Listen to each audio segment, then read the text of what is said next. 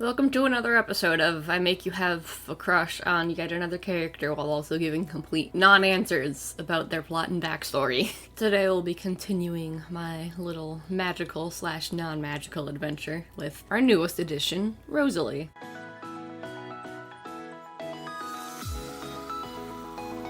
Hello and welcome back to my channel. Hope you're doing well. This is one character that I was really excited to share with you on Twitter and Instagram. I said that like all three women in the story are all my wives. So here's another one.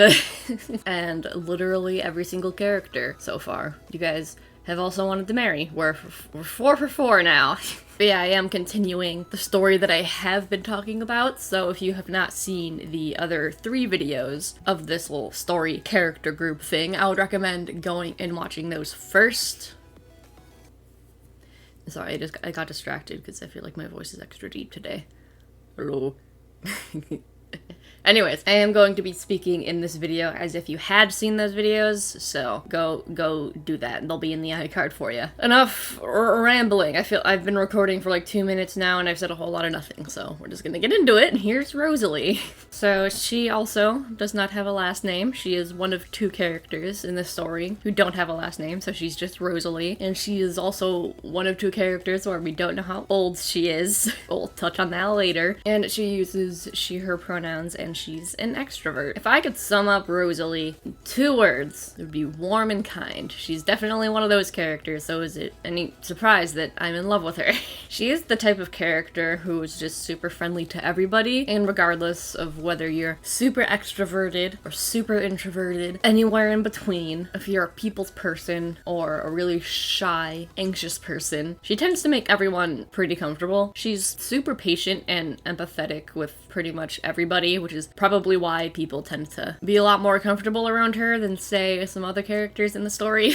Whatever it is that you need, she's willing to go at your pace. So, like, let's say you were meeting her for the first time. If you need some time to, like, open up to her and get more comfortable around her, she'll do that. And if you want to just act like you're old friends from the moment you meet her, she'll also do that. And she's definitely more of a giver than a taker. Honestly, generally speaking, I would say she's the first in this story to be more of a giver than a taker. I'm sure you can figure out by now. She really prides herself in all of that and making people comfortable and being super kind and sweet. So that said, she like really doesn't like upsetting other people. And so she tends to have a lot of internalized negative emotions. If somebody makes her upset or angry or sad or frustrated or anything, instead of like talking about it, she tends to just brush it under the rug for the sake of keeping the peace and making everybody happy. But given the type of character she is, where she's in the non-magical realm trying to protect it from the magical realm, if someone is just like objectively bad guy, she's not afraid to throw hands because of that. But you know, it's kind of like 50-50. She'll do what she has to, but if she has to fight someone, she's not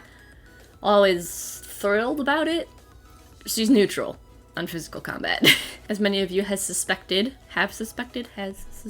she knows Sylvester. She does know Sylvester. She works well with Sylvester. I would say out of everybody in the story, she works the best with him because they have history, let's say. We'll get into it in just a little bit, but out of everybody in the story, she understands him the most. And I mean, a part of that is just accepting the fact that you'll never fully understand him, but you know, she considers him a close good friend, and he considers her a close good friend. There she is. There's the quick little summary of her. This is your last chance. If you have not seen those other 3 videos, go watch those. But for anyone who just needs a quick little summary of the story, here is that. This is a universe where there is the magical realm and the non-magical realm. The magical realm wants to take over the non-magical realm. But to prevent this from happening, there are 2 guardians who guard the gates linking the magical realm and the non-magical realm. But those guardians didn't exactly do a good job. Now the worlds are seeping into each other, and the magical realm is being super not cool.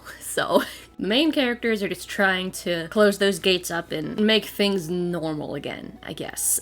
Many of you have already figured this out by now, but Rosalie is also from the magical realm, and she is Ash's mentor. So, just like how Sylvester is from the magical realm and is Ellie's mentor, she's also that. That was a really redundant last few sentences. We'll just move on from those. But that also means that she is not human. She takes on this human form to fit into the non-magical realm. It's also why we don't know how old she is exactly. A lot of you guys who didn't really know the story wanted to know her age. Actual age, many centuries old.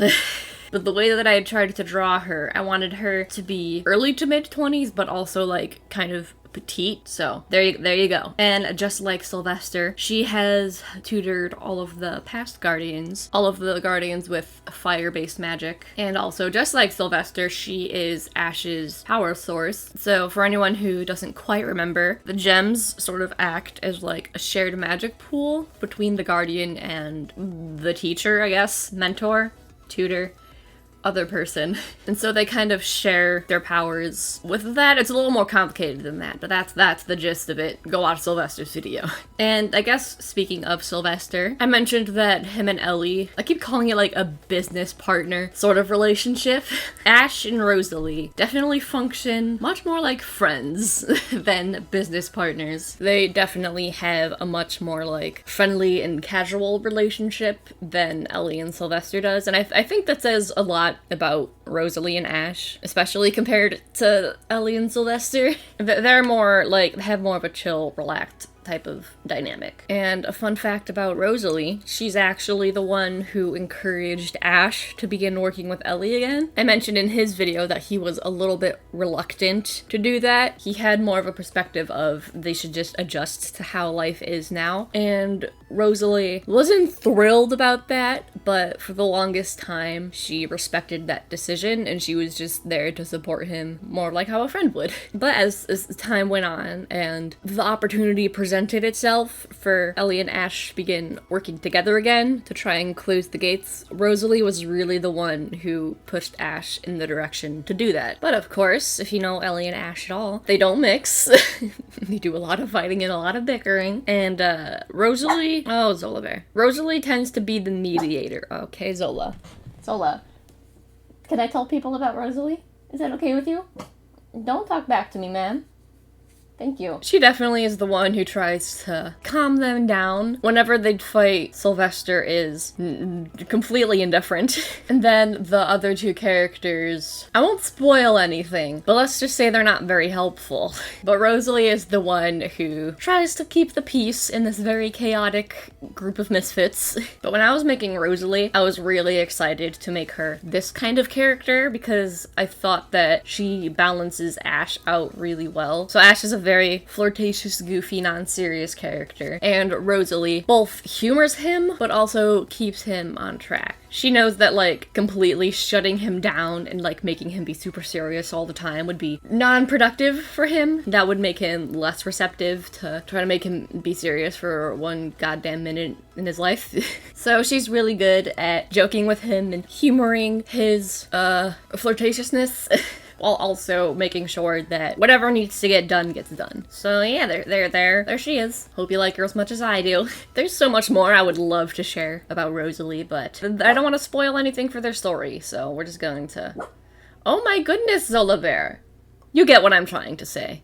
If I keep continuing saying this, I have a feeling my dog's just gonna keep barking at me, so we'll move on to the Q&A section. You all know what this is. On Instagram, I'll post a picture of them, and within 24 hours that post is live, you comment any questions you have about said character, and then I answer some of them here. And it's a super fun time, and honestly my favorite part of all of these videos. Of course, we got the 3 traditional questions. She does not have a birthday, and unlike the last 2 characters, I have no idea anything about her date of birth. But I guess that makes sense, considering she's existed since, like, the beginning of time, so she might not have a birthday, but feel free to leave any suggestions anyways. Does she prefer ice cream cake or cookie cake? She prefers cookie cake. And lastly, use a vine to describe her. Listen, Trish, I already told you I can't make it. I got soccer practice for you and I got big room at 7. Mason, I swear to God. So the first real question from you guys. Since she's Ash's mentor, how does she feel about Sylvester? And how does Sylvester feel about her? Definitely they have a very close relationship. I mean, she is really close to him, and Sylvester is close to her as he's capable of getting to another living being. I mean, he's kind of emotionless, but if there's anybody to make him feel friendship, it's her. And like I said, she understands him the most out of all of the cast members, which, again, not to spoil anything for the remaining 2 characters of the story, but they can feel a little bit put off by Sylvester. And since she does feel that closeness, and she does have that understanding of Sylvester's just kind of gonna be weird and cryptic as fuck, and that's just who he is, she kind of feels the need to be the one to explain that to people. She always is just like, yeah, he's a little mysterious and kind of ominous. He's still a cool dude, so be nice to him. So I guess you could say for the next 2 characters, the reason that they like/put up with Sylvester is because of Rosalie. So they trust her, not necessarily because they trust him. How much pent-up rage does she have? One can presume a lot.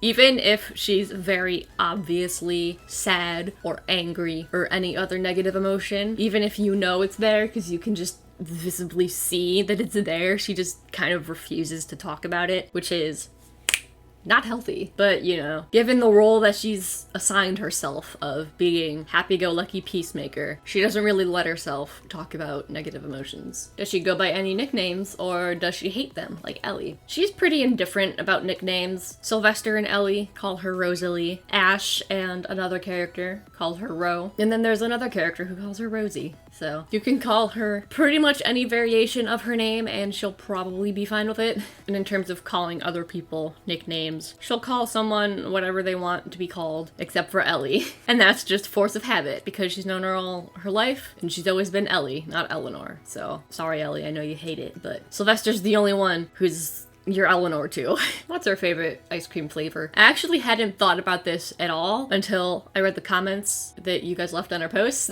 A lot of you guys said that her design either reminded you of ice cream in general or more specifically reminded you of Neapolitan ice cream. So I guess her favorite flavor is Neapolitan ice cream. That wasn't the inspiration like some of you had thought, but the similarity is a little undeniable. So we'll just say that her favorite ice cream flavor is Neapolitan and move on. If she were to have a normal pet and a mythical pet, which one would she have? A regular real life pet, she would have a doggo. Because, I mean, she's practically just a puppy. And a mythical creature, a mythical pet, she would have a Cerberus, because just big 3-headed doggo. I'd love to picture her with a Cerberus, and then it being like real big and intimidating, and then she just like gives it belly rubs, and just like, who's a good boy, who's a good boy, and then it just acts like a regular ass dog. Because of the story, I can't exactly make it canon, there's no way for it to work, but I'd like to think in an alternative universe, that is just her life. She seems like a cinnamon roll, but does she have any enemies? She absolutely does. I think I vaguely hinted at it in Sylvester's video, but being someone from the magical realm, helping and defending the non-magical realm, let's just say a lot of people in the magical realm don't exactly like her, Sylvester, so they have some shared enemies. Does she know about the mysterious work, Sylvester? Oh, okay. Okay, Zola. You're ruining the vibes. I'm sorry. I'm trying to work. How do you think I pay for your food? Does she know about the mysterious work Sylvester is doing? Not really. So Rosalie and Sylvester have spent a lot of time together, right? I mean, several centuries of training many, many guardians. If you're 2 people in that sort of dynamic, you tend to get to know them quite well. Unless one of those people is Sylvester. And his mysterious job kind of developed over time, I guess. And as time went on, she noticed that, I don't want to say his demeanor has changed, but it's been a little different than it has been. So she definitely tried to get him to tell her, but you know, you can imagine how that went. The closest that she's gotten to figuring out what it is him reassuring that it's fine and that everything is fine. No, she doesn't. Because what the fuck does that mean? How tall is she? I think I've answered this question for every single one of the characters, but she's the smallest of all of the cast members. Just like everyone else, she doesn't have an exact height, but I imagine her being no taller than 5 feet tall. So she's a little lady. Is she good with kids? Absolutely. She's very good with kids, and I think you can probably see that between Ellie and Ash, because we have Sylvester, where when it comes to long-term connections with people, he's not the best, and as a result, Ellie got a little Ellie-like. She's a little disconnected from people, whereas Ash was practically raised by mostly Rosalie, and he's much more of a people's person. You know, not to say that if you're introverted, someone fucked up raising you, but like, you know, given the characters, I think that's fair to say, right? Maybe not with real people, but with these specific 2 characters. What was the hardest thing about making her? Honestly, just a direction for her. For both her and Sylvester, I came up with their personalities first and then a design, because given how Ash and Ellie are both guardians and they needed someone to teach them throughout their lives how to do that, I wanted to come up with Sylvester and Rosalie's personalities first. I thought that it was much more important to have each mentor have a personality that either balanced out their guardian, explained why their guardian is the way that they are, or a mix of both. Rosalie, I would say, is more on the balancing out side. Since Ash has a very loud personality, I wanted someone who could keep him on track and tell him when to be serious, while also... Speaking of loud personalities, for Ash, I just wanted someone to tell him when to be serious and someone to keep him on track while also not shutting down that loud personality. Because, I mean, if you have a personality as loud as Ash's, you can only make it so quiet, you know? But also, compared to Sylvester, visual designs, her personality type can go in a bunch of different ways. So Sylvester, I wanted someone mysterious, borderline emotionless, and very gentlemanly. And I feel like with those 3 main traits, I feel like there's only so many ways to take his design, if that makes any sense. At least for me personally. When those 3 things are said about a character, a very clear image comes to mind of like a character type. But with her, she's kind, patient, and empathetic, and I feel like that general character type visually can go anywhere. So I definitely had a hard time coming up with a direction to take her design, but once I settled on a direction, the rest of her came pretty easily. Is she mistaken as a child when people first meet her? They don't mistake her as a child, but they definitely underestimate her, I guess, if that makes any sense. So I said that visually, she takes the appearance of someone like early to mid 20s, or the best that I can draw that, but also being more petite, and so people don't expect much from her. Whether that's like, you know, in a physical fight with magic, or just her intelligence, people tend to underestimate her a lot, but you know, given that this isn't even her true form, and also has existed since the beginning of time, and as a result has gained a lot of knowledge, she tends to surprise people, or I guess for a more negative connotation, catches people off guard. So people are surprised by her strength, maturity, intelligence, anything along those lines. If I was her therapist, would she give honest answers, or would she keep her emotions in check for the sake of everyone else? I'll let you guess. I'm sure you can probably figure out she would not give honest answers. She really does not want to cause anybody any small amount of emotional distress, and as a result causes herself a lot of emotional distress. With each of the characters introduced so far, how would she describe each of them in one word? She would describe Ellie as misunderstood, she would describe Sylvester as complex, and she would describe Ash as eccentric, which, I mean, wouldn't we all? How would she react if everyone was in a high-stress situation? She would definitely stay calm to the best of her abilities, assuming that she is not stressed, and even if she is stressed. Like, you know that meme of the dog sitting in a burning house, and it's just like, this is fine. That's her when she's stressed. I guess when everyone around her is stressed, she has the mindset of like, somebody needs to stay calm, and none of these people are calm, so I guess I'm the one who has to stay calm, because somebody probably should be before things get really out of hand. And lastly, would Ash flirt with her? Ash flirts with most of the cast members. I would say the only one he doesn't flirt with is Ellie, because this is not Sweet Home Alabama. As for her response, like I said, she tends to humor him, but like, it's never taken seriously. Basically, if he were to say a pickup line to her, she would be like, that's cute. Anyways, here's the thing we have to do. She never really takes it to mean anything, and honestly, most of the time when Ash flirts with anybody, he never really means anything by it. It's just that flirting is his friendly banter. There we go. There's her. There's she, I almost said. But there is she. I adore her. I adore all of these characters. But I hope you are enjoying the story so far, and I hope you enjoyed learning about Rosalie. If you have any more questions about her, feel free to leave them in the comment section down below. As always, I won't answer any questions I feel I already answered in this video, or I feel is spoilery for their story. But other than that, pretty much anything goes, so leave a comment down below and I'll do my best to answer them.